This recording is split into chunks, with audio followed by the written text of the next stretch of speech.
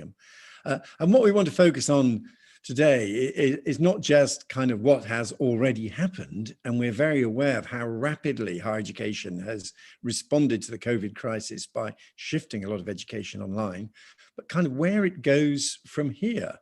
One of the famous observations about going digital is, first of all, you use digital technologies to replicate what you were doing previously in the old way.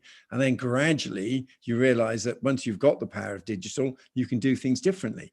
So how much innovation can we now expect with so much online education?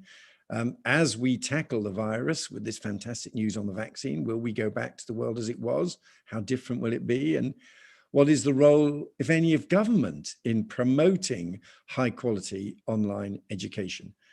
Those are the issues. Before I just turn in one moment to Michelle, I would just add to encouraging you to use the Q&A function, not the chat function. The Q&A function is the best way of collecting questions. You can, of course, upvote and support questions that have been tabled, and that really helps me as chair identify the questions that are most pertinent to most participants, which helps me work out which ones to put.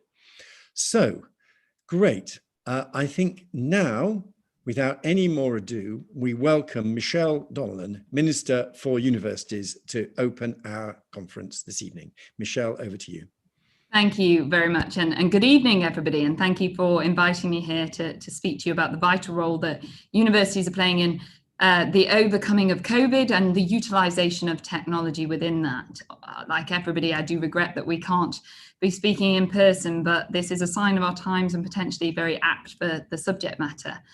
But let me begin by being quite blunt. This pandemic has been beyond difficult for everyone, and we've all had to adapt and adapt fast. Fortunately, though, we are going through this at a time when the world has never been so connected, and the scientific and the research advances that we've seen and the leaps in recent decades have allowed us to communicate far better than we would have been otherwise. In fact, this conference comes almost 30 years to the day after British scientist Sir Tim Berners-Lee set out his plans to create the World Wide Web in 1990. And he sent his proposals over to fellow scientists in Kern, the European Nuclear Research Agency in Switzerland, and that would lay the foundations of the web and change the world really forever, changing the way we live, the way we work, the way we connect, and the way we learn as well. In fact, the impact on education and the sharing of knowledge has been, quite frankly, staggering. Yet, even in this pandemic, just 15 years ago, if it had been just 15 years ago, our response would have been so much harder. We wouldn't have had smartphones, we would have had slower internet speeds, we would have had a lack of infrastructure, and it would have made it tougher for families and tougher for businesses and students. And that's not for one moment, though, to underplay the very real challenge that has been faced from everybody on this call here today and across the globe. And we speak here in the midst of what are still national restrictions. But however, I am clear, and the government is clear, that education must be prioritised, including higher education, because we cannot ask the younger generation to put their lives on hold or their academic journeys on hold. And personally, I think that the impact on social mobility would be absolutely devastating if we were to do that. And this is something that I'm really passionate about. I was the first in my family to go to university. It helped change the course of my life, and it will be doing so for so many students who are studying today. So we cannot and we will not risk a lost generation of young people. But it is also possible to keep higher education going because of the innovations in technology that we have managed to utilise.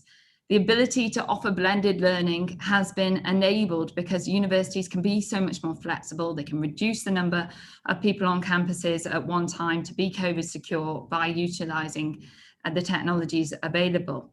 And these innovations have meant that we've not just been able to continue to progress, but really that we have made leaps as well, and making sure that learning continues to be at that same level of quality, if not higher in some instances. And I think that is thanks to the hard work of universities, including everyone that's been a part of this journey, from lecturers to administrators to support staff. And I want to use this opportunity to once again thank everyone who has worked tirelessly to ensure that students can continue to learn and that research can continue. It's one thing the government prioritising it, but it's the people in the sector that actually make that a reality. So many universities, as we know, managed to get their material online and live within 24 hours. In fact, many have spoken to me about how the pandemic has encouraged the use of technology and digitalisation that otherwise would have potentially taken up to 10 years. So it really has rocketed those developments and transformations that were already beginning. And there are so many innovative and dynamic examples.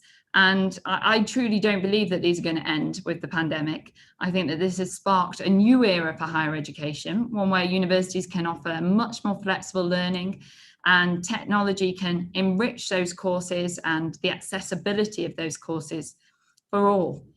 And as organisations for debate of policy issues that have science, research, technology, of innovation elements, I know that many of you will have seen and continue to be involved in this change.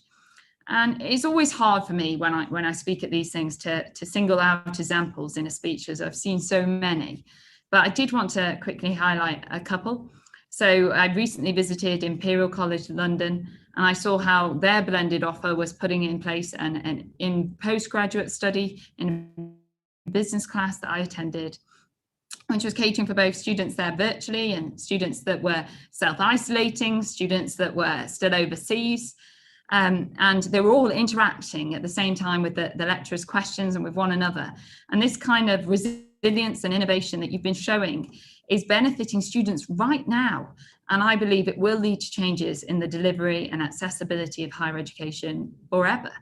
And it is because of this kind of innovation that we are home to some of the world's leading universities that attract some of the very best lecturers and researchers. And it's also why international students continue to come to this, to the United Kingdom. And take Sotheby's Institute of Art as another example, a magnet for international students in particular.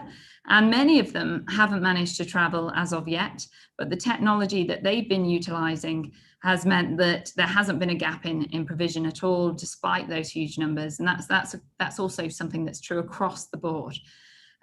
Because this has been a global challenge and a global pandemic, as we know, but I think we have been developing somewhat of an international reputation for the way that we've handled it in this sense.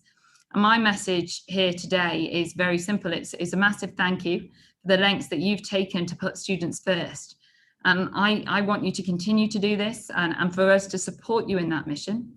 Earlier in the year, I set up a higher education task force to bring together the sector to meet the aims of both during the pandemic, but also afterwards. And I hope that this will be a long-term tool that will mean that together, both the government and higher education institutions can work closely and collaboratively, because clearly the government has a role to play here too. That's why we announced our stabilisation package for the sector in May to give certainty, why we announced the restructuring regime, why BEIS announced nearly 280 million of government funding as well. Because it's important that we do support our students, that we protect our world-class research base, and we recognise the critical role that universities play in both their local regions and the economy at large. And I personally try my best to champion the work of universities for these very reasons. And in return, my ask is that you make sure that you continue to prioritise student experience and education, which I know you do so well. For instance, the University of Worcestershire has developed an online case study format for undergraduate paramedics. And this provides images and videos of scenes and patients to create realistic simulated patients, in which students can really begin to question the patients through microphones and chat functions. So bringing alive the scenarios. And this means that we can begin to think about these issues and the topics in a more broader format, and how we can transfer student skills to employability skills as well, and utilize technology for that. So looking at things like project management, leadership, collaboration, presentational and communication skills. I know that De Montfort University, for instance, has delivered a completely new scheme, the COVID-19 Remote Voluntary Digital Support Scheme for Businesses. It's a bit of a mouthful, but it is a good scheme, supporting the Leicester SME business community. And now is also the time to make universities much more flexible and accessible and more innovative. This is certainly a priority for our government. The economy is in a process of rapid change. It's driven by the internet and remote communications, but the pandemic is accelerating these changes. So we do need to encourage more students to be taking STEM subjects to meet the skills and the future skills and fill those skills gaps that we have. And you'll have seen that the other month that we announced our commitment to introduce a lifelong learning loan entitlement as part of our lifetime skills guarantee. This will be a game changer. I truly believe that, in making higher education much more flexible and unlocking higher education as a tool for people in all different ages and stages of their life, and really being transformational in terms of social mobility. And this is why we're also driving initiatives such as establishing institutes of technology to help meet STEM skills needs and working with employers and local enterprise partnerships. And we funded the Institute of Coding to help improve digital skills at level 6 and 7. And I'm sure that the sector will rise to the challenges ahead, building on the sound foundations of what are already in place.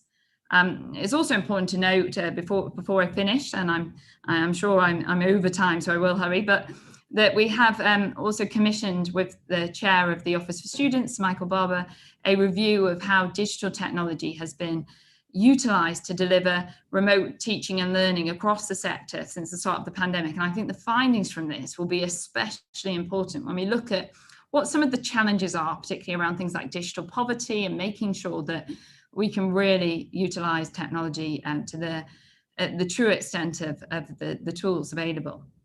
And this review will give us some idea of how universities can better seize these opportunities too, and some examples of fantastic best practice that we can share. And I know that the pace of change this year has been, quite frankly, phenomenal. But my faith in your ability has risen just as fast. And so you've shown yourselves to be extremely capable and incredible at things that a year ago we would have questioned whether they were possible. So I have every faith that as a sector, everyone will keep pushing those boundaries as you have done, and always ensuring that students are prioritised and that we can achieve genuine social mobility. So I look forward to working with you over the coming year, which I hope we manage to return to somewhat more of normality over the progress of that year. But I also look forward to utilising the lessons that we've learnt over the last few months, and also the skills that we've gained and the advances that we have achieved as well. So thank you. Thank you very much, Michelle. That was very illuminating, and thank you for setting the debate going.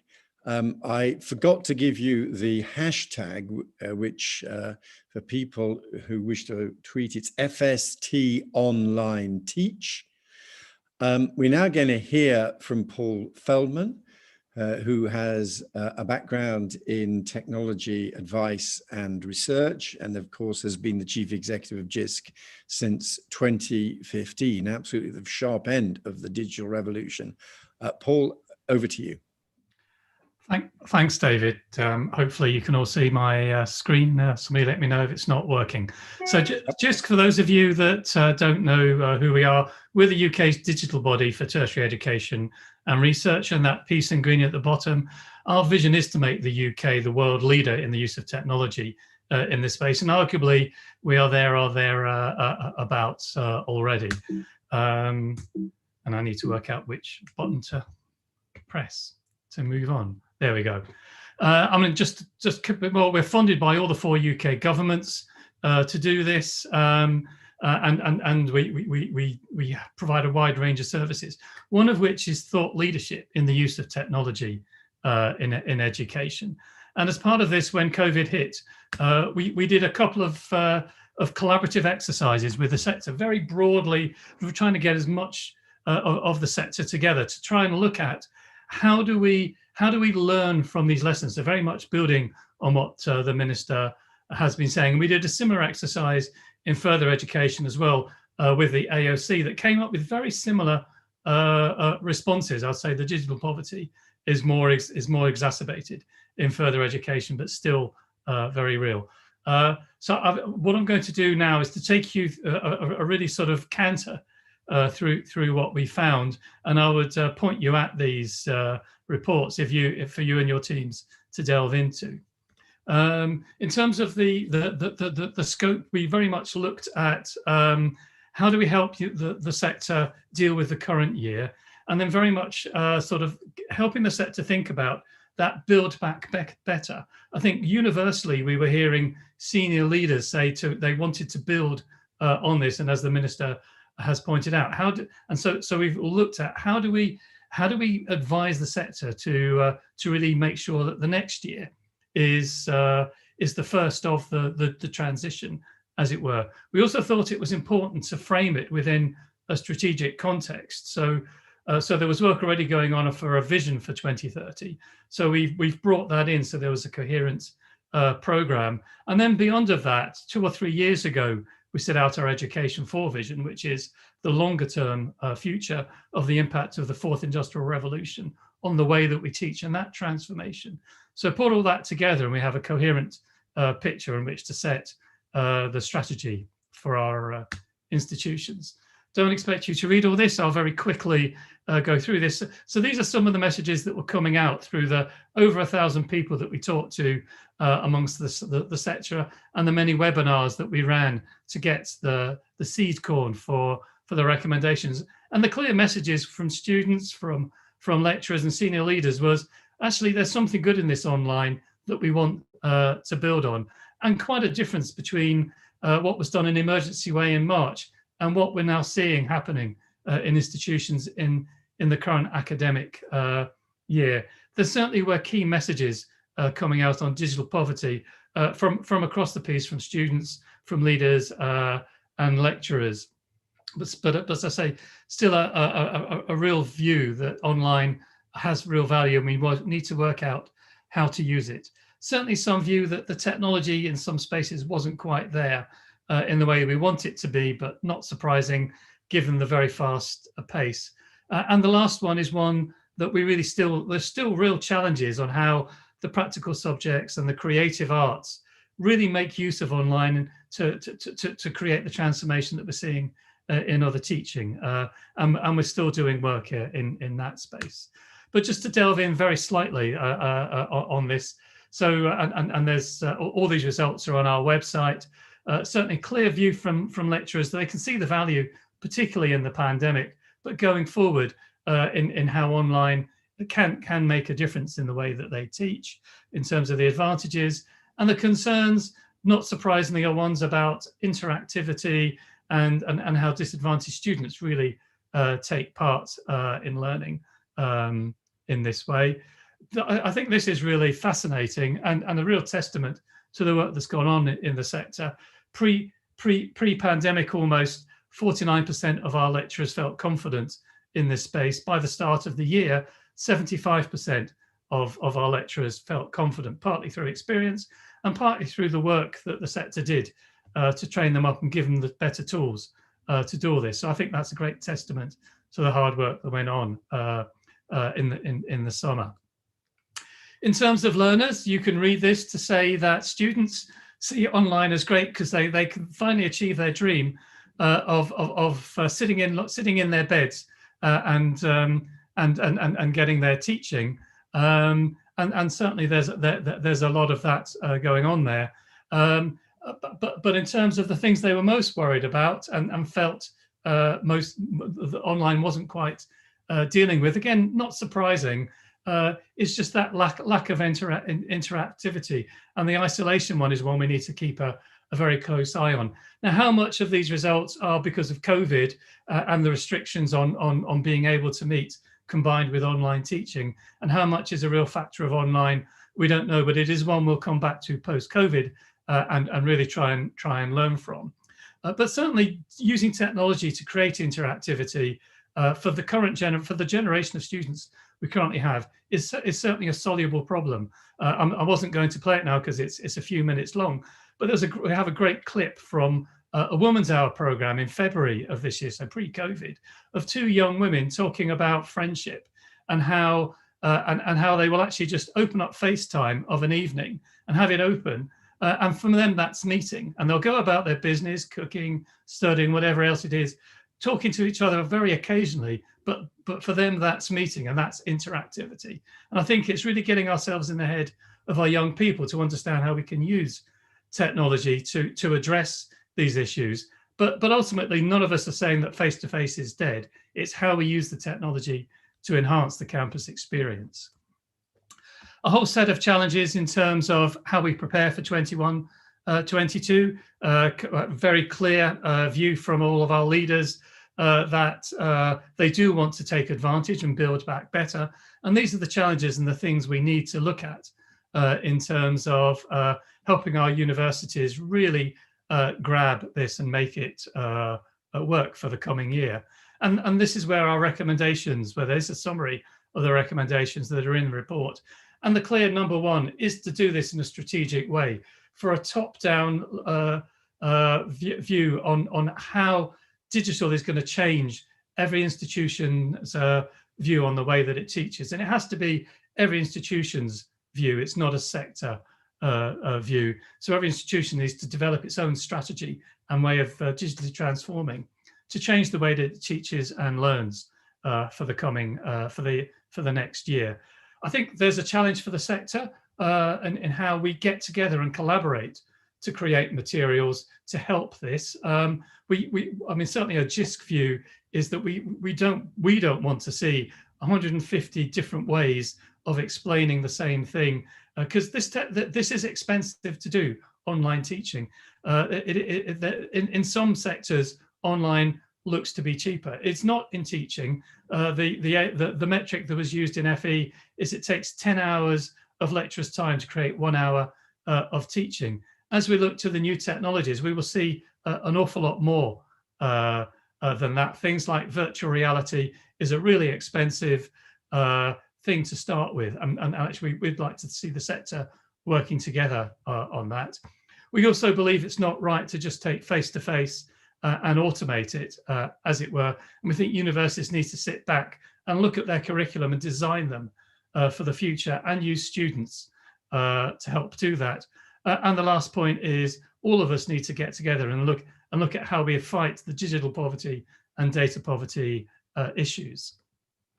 When we look at 2030, this was the vision the sector gave us. The UK wants to be world-class in this space, and I think we all believe that it really needs to be if we continue to be competitive. And it's great that that's the desire out of the sector. When we looked at, we're looking at an interesting transition. So if this is the spectrum at a high level of the type of teaching there can be, on the left we have face-to-face, which is where we were pretty much pre-pandemic. And we're in that pink box at the moment. The sort of teaching that's going on at the moment is very much lecturer-led push out to students. What we're expecting to see over the next 10 years is a transition to much more pull from students in charge of their own learning, with technology gradually supporting them much more in that. So by 2030, they're doing their own learning with lecturers supporting them and sort of challenging them to ensure they have all the right sort of skills. And of course, the blue box full online. There's great examples today with Open University and quite a lot of online courses that are fully online. That's really in parallel. We believe the mainstream campus-based model will be that purple student-led learning. These are the principles that we think universities need to get underneath in terms of their view, their vision to get to 2030. I'm not going to go through them. They're in the report that's on our website, and I'll encourage you to look at them there. But a whole range of things that our sector needs to get underneath and really understand what it means for them. If we look beyond this, this is, say, our Education 4 vision. And the key thing here is we do believe technologies around the fourth industrial revolution technologies can actually transform the way that we teach, because it can transform the way that students learn. And we believe that artificial intelligence is the key to doing this, along with things like virtual reality and analytics. But underlying this, we believe that artificial intelligence can really transform over the next 10 to 15 years the learning experience. And ultimately, sometime in the future, I believe my great-grandchildren will almost be assigned an artificial intelligence tutor that sees them through their lifelong learning, that really gets to know them and understands them and helps them through their learning journeys and gives them the materials in ways that are appropriate to them and fit their own personality and learning preferences. And if we get all this right, we can actually rethink completely the way we assess students' capabilities and get away from high stakes exams into really just credentialing them when they're capable, as opposed to at a particular time frame. And of course, all of this gives us the opportunity to rethink how we use our campuses.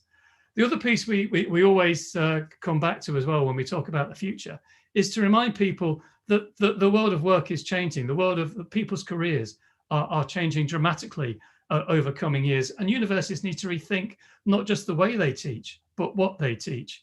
And we need to ensure that we teach our students for the future and give them those soft skills rather than particular professional skills that may well be out of date. So helping a lawyer sort of remember the law, helping an accountant know how to put accounts together, or a doctor even how to diagnose, are all skills for today, not skills for tomorrow, because technology is going to be better at that than people. And we need to give our students the capability to understand how to reinvent themselves, how to take part in lifelong learning, but most importantly, those critical skills and those human-to-human skills that are our future. Now, we do believe that the key need for the UK is to really get underneath artificial intelligence in the use of teaching and be a leader in this. Today, China is the leader in use of artificial intelligence in teaching. If UK wants to be world leader, and if we want to be in charge of our own way of teaching, we believe the UK does need to reinvest in the use of artificial intelligence, certainly in tertiary space. And Minister, you may be aware, but we actually submitted a comprehensive spending review request for funding to create this centre into the DFE, both for FE and HE. But certainly we believe something like this is essential if the UK wants to stay a leader in the use of teaching, in teaching and higher education. And I will end there. Thank you. Thank you very much indeed, Paul. Very interesting. And thank you for showing what JISC has been contributing to this debate. We now turn to Professor Sarah Spate. Her discipline is medieval history. She has worked with Future Learn. She is Pro VC for education at the University of Nottingham. Sarah, thank you very much for joining our panel. Over to you.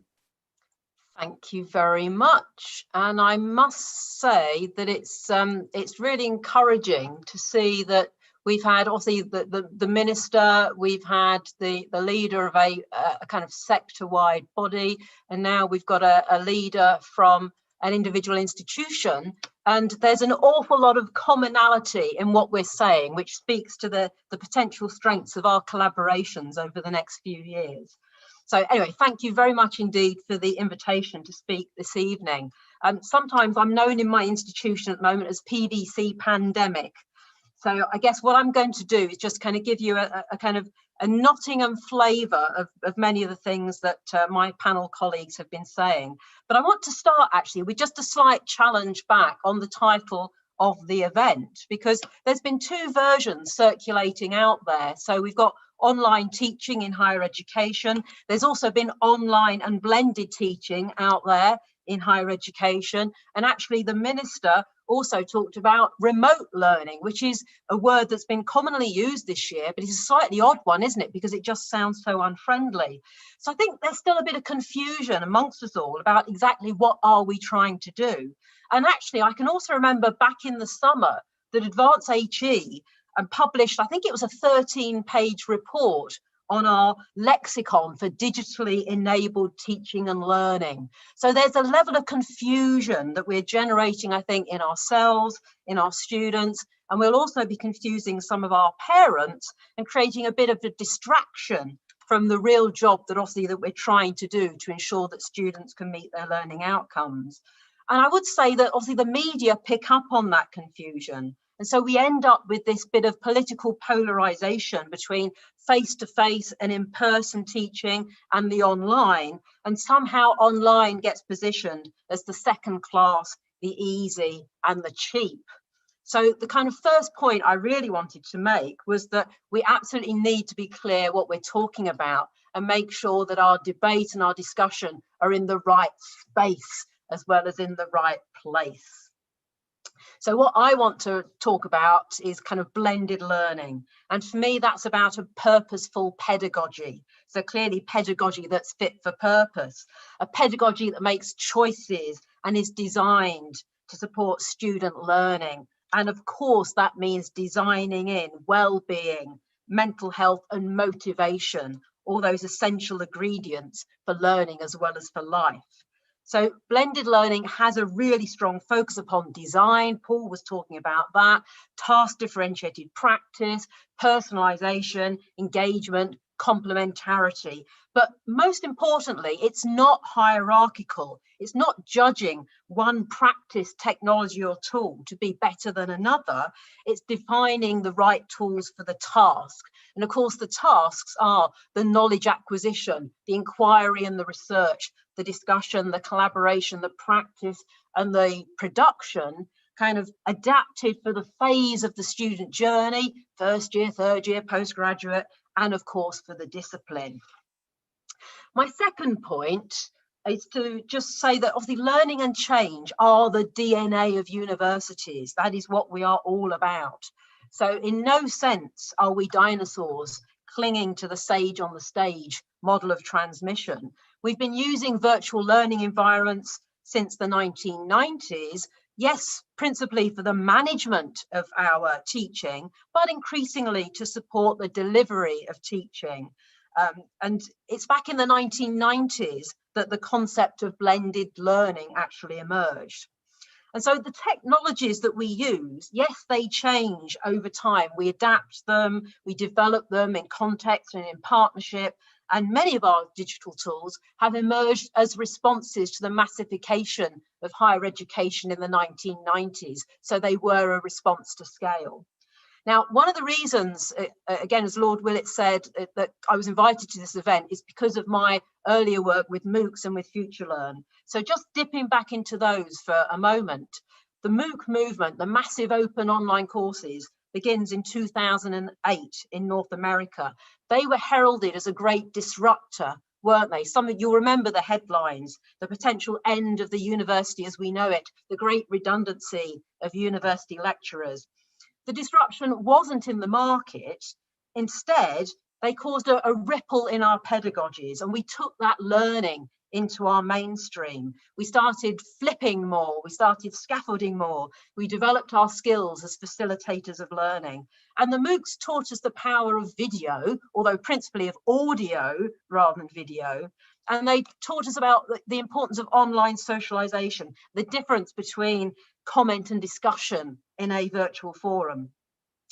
Now, as higher education professionals, our skills of learners has helped us significantly in 2020, where our biggest challenge has been pace. Again, that's a word that the minister used.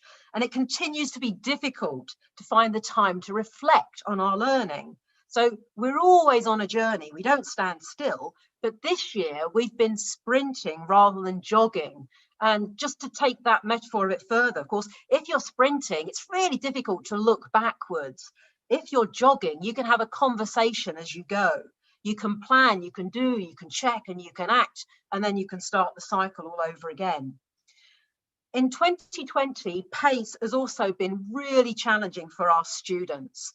And ironically, in contrast to some of the media positioning, our students have been telling us that they feel that they've got more work to do than normal. They have felt overworked. And there's some of the reasons around that is that there's no excuse for missing a lecture if your lectures are online and if they've been pre-recorded. And there is every temptation to rewind your bite-sized videos and ensure that you extract every ounce of goodness from them. Now, there may be an element of staff overcompensating for COVID disruption, but again, as Paul said, it's really clear that our students need more help with learning how to learn in a blended environment. They need help with their time management, their pacing again, adapting to that revised diet of coursework and exams. And they've also had that cognitive overload from switching from the face-to-face in-person teaching to the synchronous online to the asynchronous online. Now, all of this is challenging for them, and it's not easily captured in their timetable or their schedule. So what most universities are doing is we are hurriedly building our systems to track engagement as opposed to attendance. And until we've got these systems, we will be worrying about those students who may fall down the cracks and kind of lose their ability to keep up with their peers. But I must absolutely stress that the students of 2020, they are no lost generation. You know, they are a remarkable generation who've experienced rapid personal and professional growth. And I do hope that employers will be recognizing that. And that really leads me to my kind of third big point, again, which also chimes with my panel colleagues this evening. We're all in this together. So in 2020, university staff have demonstrated their abilities to work together across disciplines and job families in the interests of our students and with our students. And our focus has absolutely been on collaboration, partnership, support, empathy, engagement, evaluation. From a student perspective, we can now see where the glue is missing. Our students need space and time to become social learners again. They need to engage with their content, with their tutors, but also with their peers. That's what's most lacking as we head towards the end of the first semester in 2020-21. For first years in particular, they're struggling to find their study buddies, their learning sets. They need a digital equivalent of going for a coffee at the end of the lecture. They need to take that example of the woman's hour story that Paul referred to. And we've got to help them to build those academic social relationships so that they can ask questions in their online sessions again and get rid of that burden of the imposter syndrome that so many of them will probably be feeling. And one of my engineering colleagues made a very relevant observation to me yesterday. He said that pre-COVID, by this time in the academic year, he would have known the names and the faces of about 75% of the new first years in his cohort. This year, at the same time, he reckons he knows the names and faces of only about 10%. So social learning is being compromised for everyone at the moment. And you know, it's quite a challenge to demonstrate your passion for your subject to a screen of avatars or to your own slides. You know, it takes a bit of doing. We can manage it for 10 minutes, but if you're doing it for a couple of hours, that's quite exhausting. So we know that digital poverty is affecting many of our students. Let's also not forget that it's affecting our staff too. So we've got to build capability, capacity, confidence, so that our community can absolutely benefit from those purposeful pedagogies delivered through our blended learning in a really supportive environment that's got well-being designed into it, so at its heart. And the "we're all in it together" mantra, of course, includes the sector bodies, the professional membership groups, the PSRBs, the graduate employers, and of course, government. And as we move through COVID and beyond, we want a partnership approach so that UK higher education can remain world leading and student centric. Our approaches to evaluation, to monitoring, to regulation, obviously need to be fit for purpose in these changed contexts. The review of the National Student Satisfaction Survey, the NSS, is a great opportunity to signal this, giving us a chance to really think through the purpose of the survey and our ability to use it to drive student engagement and quality enhancement. So finally, a time of crisis is always a time of accelerated learning. We see this in the role that UK higher education is playing in the development of tests, treatments, vaccines for COVID-19. we see it in our accelerated uptake of blended learning in 2020. Universities are not longing or seeking to head back to some misrepresentation of a pre-COVID age of teaching. We will absolutely stick to our continuous enhancement journey, but both students and staff need to get back that bit of serendipity and happenstance into our working and our studying lives. We've got to get the social learning back into the blend. Now, there are a few nifty slogans that I could end on. The future is blended. 2020 is the new 2030. It's the end of the lecture as we know it. But actually, I don't think much can beat that expression of John Dewey's, the American philosopher and an educationalist who died in 1952. So it's an old one, and sometimes the old ones are the good ones. If we teach today as we taught yesterday, absolutely we'll be robbing our children of tomorrow. So that's me. Thank you very much. Thank you very much indeed, Sarah. 3 excellent presentations and a whole string of questions coming in. And let me now turn to the panel, really a question which begins with the point that Peter Matheson has made. Are we in danger of assuming, how do we escape the rhetoric that assumes when it comes to online versus face-to-face, that face-to-face is good and online is second best? But through the Q&A, there have been some good practical examples of the challenges facing online education. One question has been about those disciplines where you do need physically to work with kit in order to get a professional qualification. How can that be done online? Another question is about the social side of this, which, let's face it, is part of what students value about university. How can that be delivered online? And then there's also been a strand of our anxieties about online and access, which is both kind of the technological side. Someone's asking about mobile phone charges, but also having a quiet room, the great Virginia Woolf question. Will people have a room of their own in which to study? So there are various anxieties about online surfacing in Q&A. I'm going to start with you, Sarah. Do you want to comment on those? You've always been wrestling with that at Nottingham, and then I'll turn to my other panelists. Thank you very much. Yes, they're great questions. They're absolutely the things that I think all institutions are wrestling with, and our sector bodies will be wrestling to as they try to help us. So access and inclusivity will be #1 challenges for us. And so obviously we're thinking about how do we reshape the estate over the next few years for a growth and development of blended learning, but how do we ensure that that development is absolutely fit for purpose for the disciplines? So I don't think any of us would be saying it's technology for the sake of it. It's technology that enhances and enables us to do great stuff. And how do we ensure that those technologies, instead, so we have to come down to a kind of baseline. You know, what's a baseline? It's that thing about getting a kind of a bronze medal level of technology supported blended learning, which everyone can access, rather than heading straight for the gold medal level.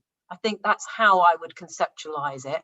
And that's what we're endeavoring to do at the moment. So always being aware, who are the students who haven't got space, who are the sofa surfers, what are the facilities that absolutely we need to still have on campus for them, for that group space and that individual study space, even when a lot of our teaching delivery might actually be moving online.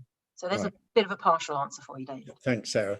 I'm now going to turn to Michelle and add the twist, which a question that Michelle has been facing a lot recently. What about those people who say, hang on, students who thought they were going to get a physical experience at university and it's mainly online, they should be entitled to a reduction in their fees as a result.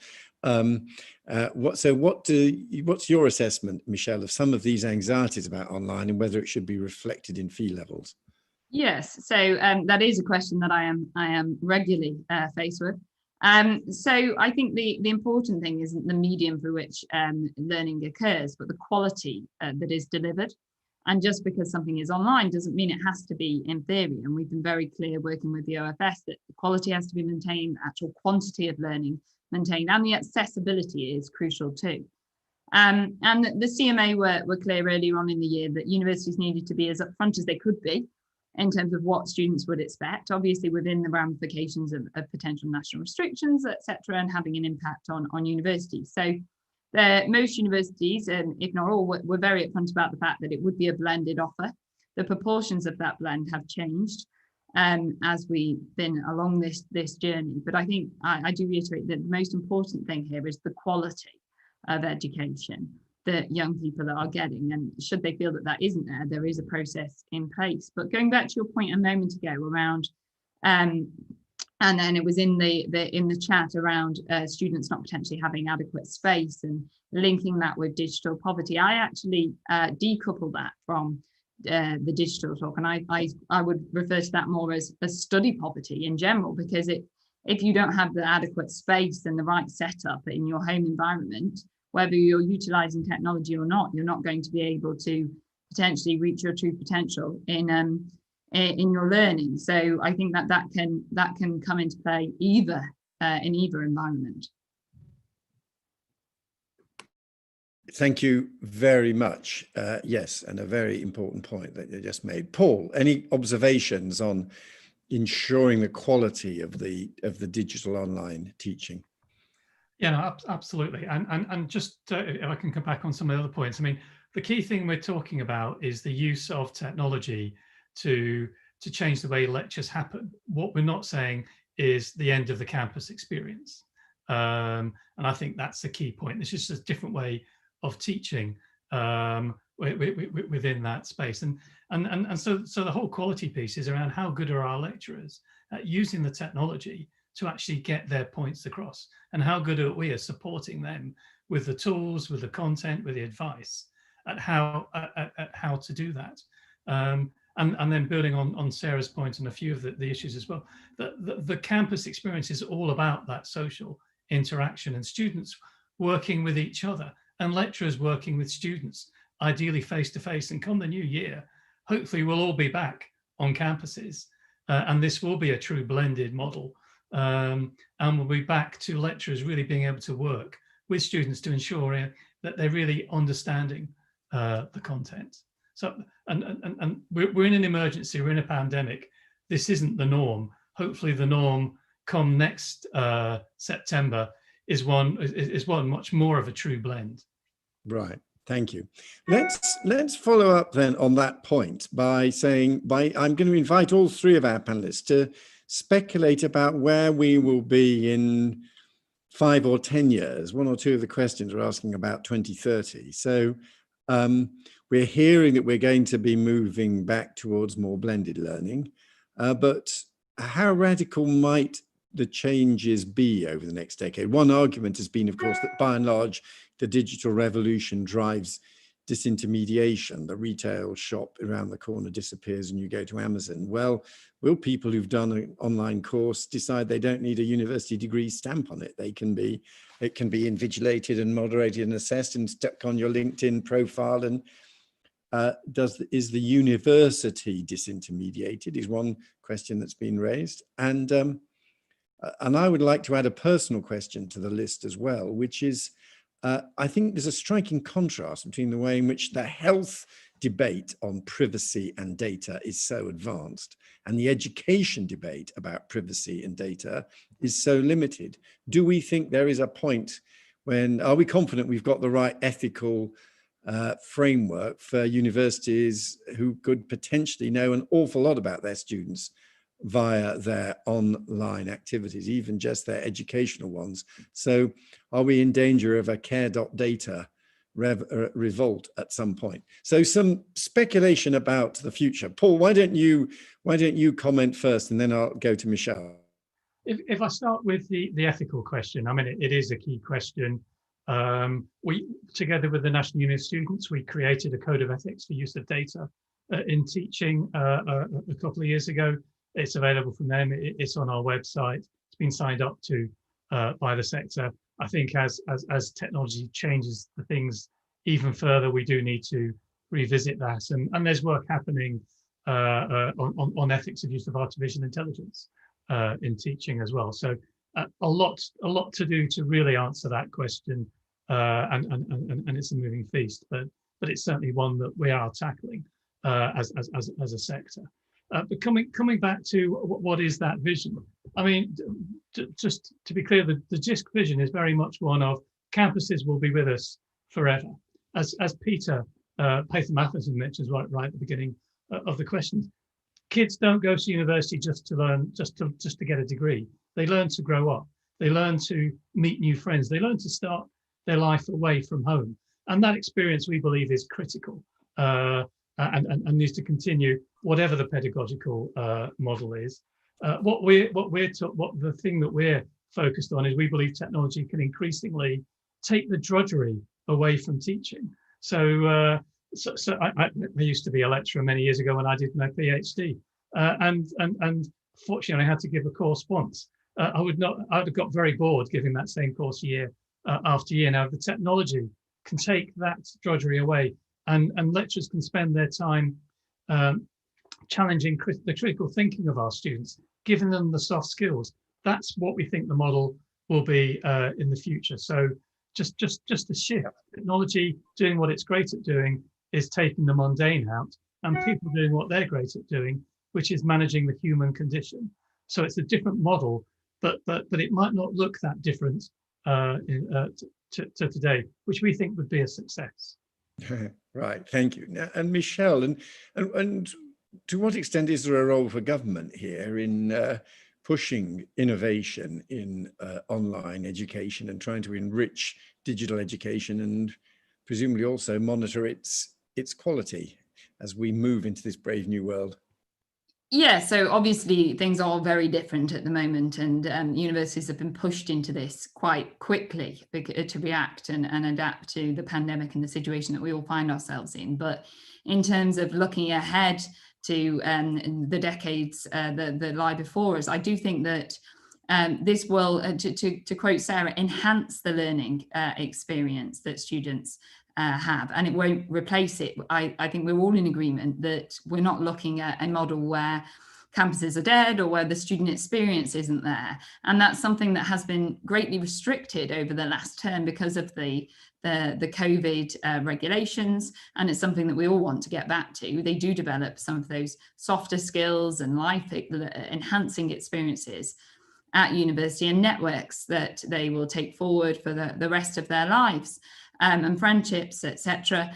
But I do think that that technology will continue to enhance that learning process, and I think that it opens up opportunities. So, for instance, where international students may not come for the entirety of a degree, they may come for one segment of it and study the rest of it remotely. So it means that our education system can be much more accessible on a global platform. It can help make higher education more accessible for people that potentially are ill, or that want to travel more, or that are still working as well. It offers many more opportunities to unlock higher education for people in all stages of life as well. And so I think it is really positive when we look forward as to what that will present us, but I think none of us really know where technology will be in a few decades' time either to truly speak to the question. And when we look back at how far we've come in the last 20 years, we can only imagine how far we will go in the next 20 and what that will truly mean for education and for students. Thank you very much. Now, Michelle, now over to Sarah, your observations. You probably think this panel agree with each other too much, David. You want a bit more of a row in here, but if I just give a slight, perhaps different stress on some of very similar points. So my first point would be, in a sense, what does 2040 look like? Well, actually, when we talk to the current students of 2020, they're seeing 2040 as being remarkably similar to 2020, and that I organised a kind of a conference with a number of European universities in Brussels in the autumn of 2018, and the conference was all about the higher education in 2040. Now, we had a couple of students from about 20 different universities. Most of them wanted to be vice chancellors, so they saw themselves running higher education, but and obviously their children going through it. But they were remarkably traditional in their views. So as Peter said, as Paul said, they wanted that on-campus residential experience. They wanted the glue that went around the academic learning. What they probably want and can have by 2040 is better use of their contact time. So again, I love the way Paul talked about taking away some of the drudge. So yes, there's that. There's also taking away some of the learning that is better done in your own time and at your own pace, and then really being able to make the best use of your quality contact time with your academic experts and of course with your peers. There is sometimes a nervousness on the part of students in terms of how we use their data, but of course if they know how we're using it, they're much more comfortable, particularly if they know that we are using that data. We're looking at how many times they're logging into the VLE and accessing their videos and how many postings they're making and so on. We're using that to see, are they falling behind? And then we're having conversations with them rather than policing them. If it's a conversation, they're normally quite happy. I completely agree with the Minister that one of the things we'll see coming up is, in a sense, greater diversification and perhaps a lifelong learning model, which is about make once, use many, isn't it? So you've got your fantastic experts in AI who are developing a course that doesn't just need to be a BA, BSc or an MA. It can be providing your CPD, your credit bearing, your non-credit bearing, multiple modes so that people are able to move in and out of them as suits the needs of their career trajectories and their private and personal lives. And then it's just, of course, thinking about the outcomes. At the end of the day, it'll be about what are our students emerging with? Are these new modes narrowing and reducing our degree awarding gaps?